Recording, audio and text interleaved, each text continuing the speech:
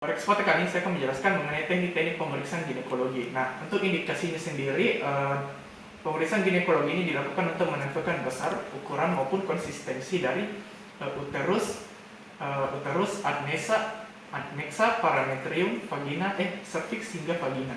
Nah, selain itu juga dapat membantu kita mengkonfirmasi jika adanya tanda-tanda kehamilan intrauterin ataupun extrauterin. Nah, selain itu juga dapat membantu kita dalam mengkonfirmasi jika adanya tanda-tanda penyakit infeksi seperti misalnya cervicitis ataupun infeksi yang lebih ke dalam lagi. Nah, setelah mengetahui indikasinya, dari anamnesis ditemukan pada rekam medis pasien bahwa pasien merupakan wanita usia 30 tahun yang datang dengan keluhan adanya tanda-tanda keputihan.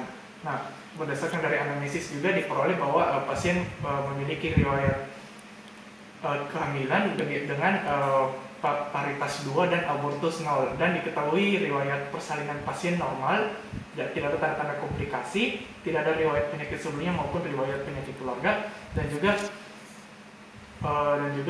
diketahui riwayat siklus haid pasien normal, dan pasien tidak ada riwayat penggunaan obat-obatan, namun pasien ada riwayat penggunaan kontrasepsi IUD hingga sekarang. Nah, setelah dari anamnesis tersebut, kita kemudian mengajukan pemeriksaan fisik untuk membantu mengkonfirmasi apa penyebab mengkonfirmasi tanda-tanda keputihan yang dikeluhkan oleh pasien. Nah, Bapak Ibu, berdasarkan dari informasi yang saya peroleh tadi, saya telah membuat beberapa kecurigaan mengenai kondisi ibu. Namun untuk mengkonfirmasinya tanda keputihan tersebut, saya perlu lakukan pemeriksaan fisik. Nah, pemeriksaan fisik ini akan melibatkan beberapa ketidaknyamanan karena akan melibatkan kontak dari daerah di sekitar vagina ibu dengan alat maupun dengan menggunakan kontak dengan tangan nanti. Namun saya akan berusaha seprofesional mungkin untuk meminimalisir ketidaknyamanan yang mungkin terjadi nanti. Apakah Ibu bersedia? Ya.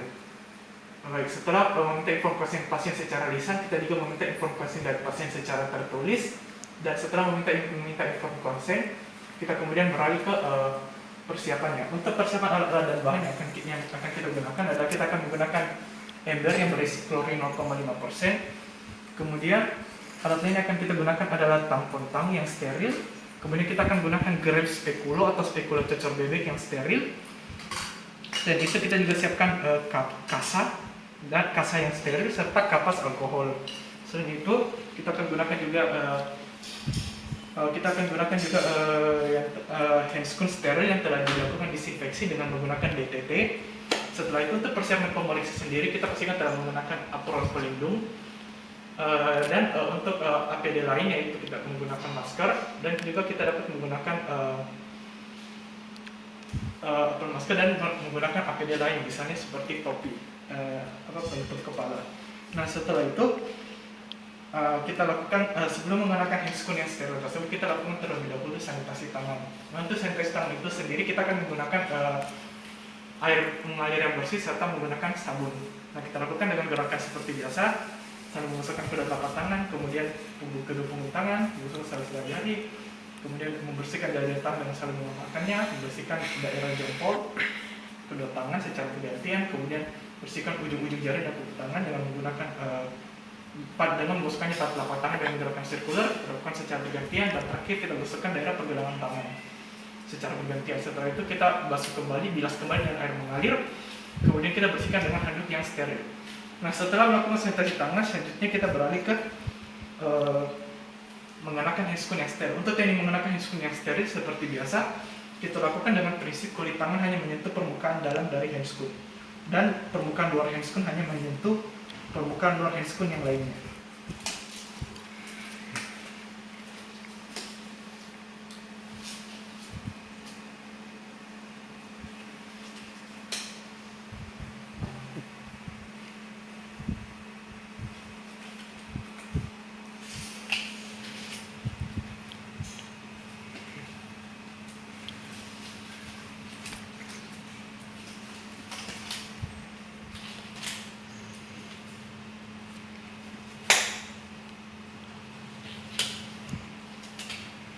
Nah, setelah menggunakan handscoon yang steril dengan teknik yang benar, kemudian kita untuk persiapan pasien sendiri sendiri, kita instruksikan pasien untuk terlebih dahulu telah mengosongkan kandung kemihnya dengan menginstruksikan pasien untuk kencing. Kemudian kita posisikan pasien pada posisi litotomi sambil berbaring dan posisi litotomi, di mana pada posisi litotomi kita pastikan bahwa pasien untuk posisi litotomi sendiri itu mestinya adalah paha difleksikan dan juga diabduksikan. Nah, setelah dilakukan posisi litotomi, sambil terus berkomunikasi dengan pasien untuk meminimalisir ketidaknyamanan, selanjutnya kita lakukan terlebih dahulu disinfeksi di daerah perineum, vulva, dan daerah di vagina pasien. Kita lakukan dengan menggunakan tampon tank. Kita menjepit kapas alkohol ataupun kapas DTT yang telah dibasahi dengan DTT. Kemudian kita lakukan disinfeksi pada di seluruh daerah perineum, dan itu mencakup juga vulva dan vagina pasien. Nah, kita ibaratkan ini adalah introitus dari vagina pasien. Kita lakukan di daerah vulvanya dan juga di daerah labium majusnya. Nah, setelah itu setelah kita lakukan disinfeksi, kita kemudian membawanya ke tempat sampah medis. Kemudian untuk tampon tang itu sendiri, karena kemungkinan besar karena mungkin sudah telah terkontaminasi, kita rendam pada ember dengan yang berisi klorin 0,5%. Setelah kita lakukan disinfeksi, kita kemudian beralih ke pemeriksaan fisik yang pertama, yaitu inspeksi dan palpasi genitalia eksternal luar, di mana yang kita lakukan hanya dengan pertama-tama kita membuka, kita terlebih dahulu lakukan setelah kita posisikan pasien pada posisi litotomi, dan juga dapat kita pasangkan duk yang steril sehingga hanya mengekspos daerah aspektus genitalia eksternal. Kemudian kita lakukan inspeksi pada di daerah vulva dan di daerah perineum pasien. Kita lihat jika misalnya ada tanda-tanda bengkak ataupun tanda-tanda eritema. Nah, pada skenario ini ditemukan di ostium uretra externus pasien terdapat sekret keputihan kental seperti susu. Nah, setelah itu, sementara di daerah vulva pasien tidak ada ditemukan tanda-tanda kelainan atau disebut sebagai tanda-tanda normal. Setelah inspeksi tersebut, kita kemudian beralih ke palpasi yang sederhana. Untuk palpasi yang sederhana itu, kita ibaratkan ini sebagai introitus vagina pasien atau ostium vagina pasien, di mana kita lakukan terlebih dahulu kita buka dengan jari jempol kiri dan jari telunjuk kiri. Pada membukanya dengan melakukan palpasi pada labium majus kiri dan kanan pasien. Kemudian kita lihat kondisi dari introitus vagina dan muara uretranya tadi yang sudah kita lihat muara uretranya. Kita selanjutnya juga melihat introitus vagina pasien, dan pada skenario ini ditemukan tanda-tanda yang normal. Setelah itu, selanjutnya itu kita kembali menelusuri labium majus kiri dan labium majus kanan pasien dengan menggunakan ibu jari dan jari telunjuk. Kita lakukan palpasi ringan pada daerah labium majus dan labium minus pasien, terutama pada kelenjar Bartholin pasien.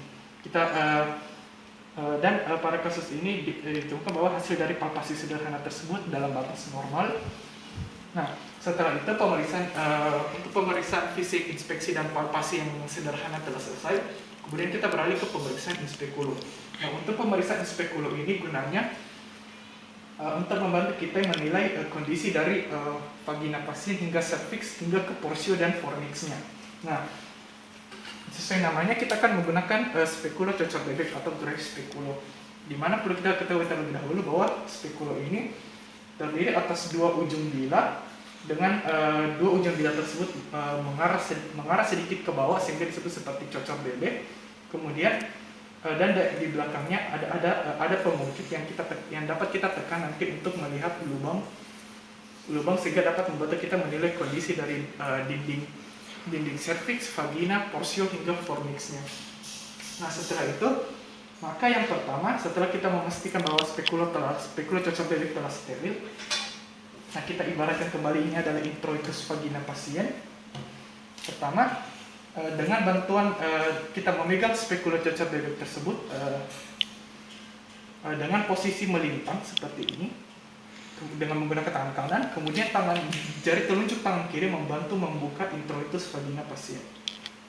Kemudian perlahan-lahan kita masukkan kira-kira setengah dari bila ujung dari spekulo ini dengan posisi melintang. Nah, setelah kita masukkan kira-kira setengah, kita kemudian lakukan manuver.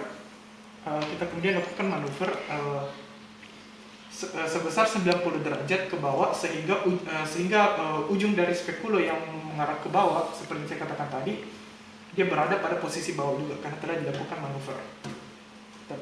Nah, untuk pemasukan setengah satunya kita lakukan manuver.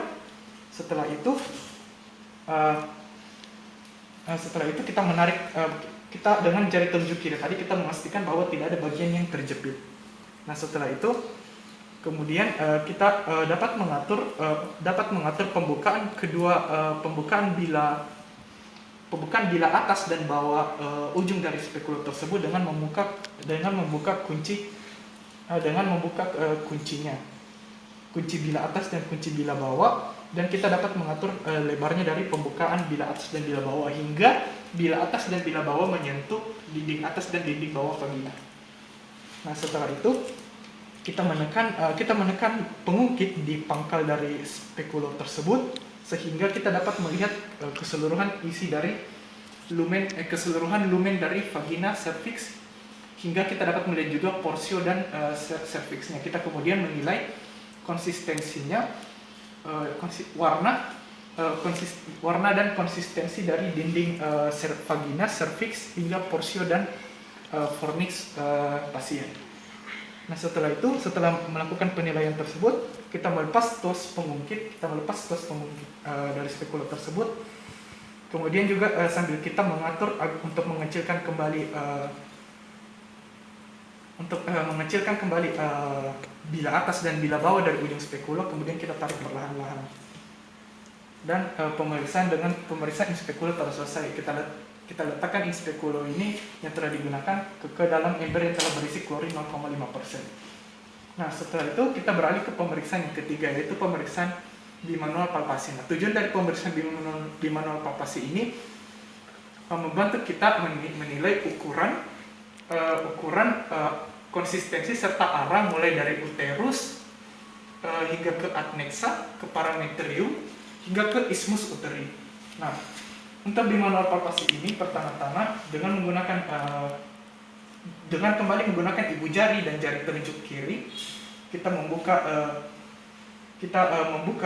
introitus vagina pasien dengan menentukannya pada labium majus dan labium majus kiri dan kanan pasien.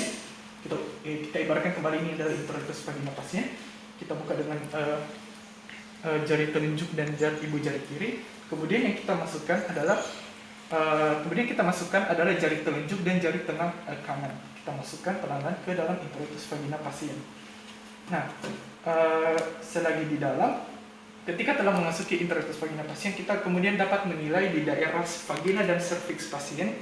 Kita menilai ukuran, ketebalan, permukaan, serta konsistensi dari dinding cervix dan vagina pasien. Selanjutnya, kita juga kemudian untuk menilai kondisi dari uterus, kita kemudian pertama-tama dengan tangan kiri yang tadi, jari tangan kiri kita letakkan di daerah suprasimfisis pasien untuk menilai tinggi dari fundus uteri yang pada keadaan normal bukan kehamilan tidak dapat terasa fundus uteri pasien. Lalu setelah kita menilai tinggi fundus uteri, selanjutnya dengan jari-jari tangan kiri tetap berada di suprasimfisis, jari tengah dan jari telunjuk kanan yang berada di dalam tadi kita masukkan lebih dalam lagi untuk menilai kondisi dari uterus pasien. Nah, yang pada skenario ini kondisi uterus pasien berada dalam batas normal dan tidak ada tanda-tanda penebalan. Kemudian hal itu dapat kita pastikan dengan jari-jari yang berada di jari tangan kiri yang berada di luar dan jari tangan kanan yang berada di dalam tidak dapat bertemu. Hal itu menandakan bahwa tidak adanya tanda-tanda penebalan dari uterus. Nah setelah itu,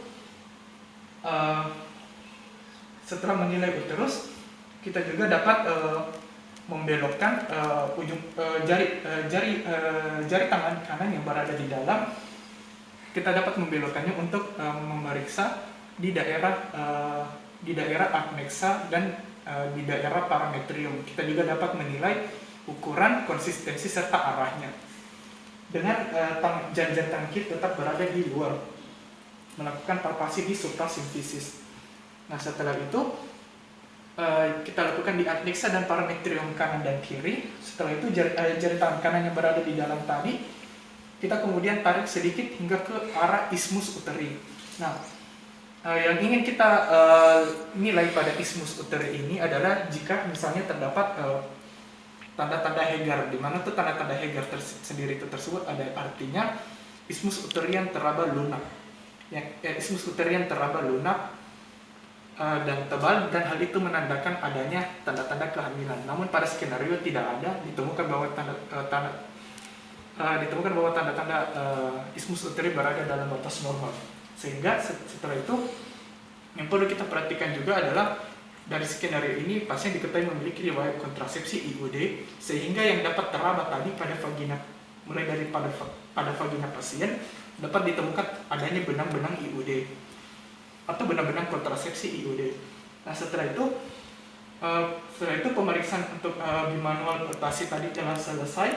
Kemudian